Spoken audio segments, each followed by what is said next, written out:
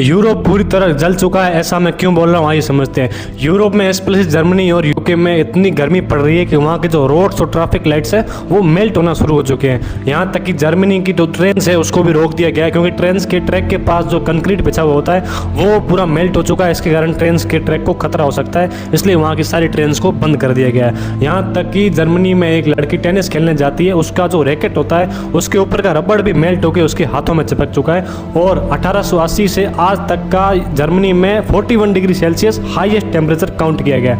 अब आप लोगों के मन में सवाल आता होगा कि 41 डिग्री 50 डिग्री ये तो राजस्थान दिल्ली में तो नॉर्मल है, रोज का है, तो इंडिया में ये चीज़ें मेल्ट क्यों नहीं होती? तो उसका रीज़न है इंडिया का जो आर्किटेक्चर है वो शुरू से हाई हीट के अकॉर्डिंग बनाया गया, ताकि जितने भी गर्मी पड़े हमारी ये चीज़ें कभी मेल्ट नहीं होगी, क्योंकि गर्मी यहाँ पर नॉर्मल है।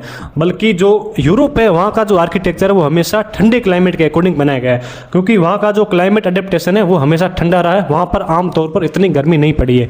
और तो 21 जून से अब तक 1300 लोगों की डेथ हो चुकी है हीट वेव की वजह से, क्योंकि उनको इतनी गर्मी की आदत नहीं है। तो उम्मीद करो वहाँ की जो हीट वेव है वो जल्दी खत्म हो जाए।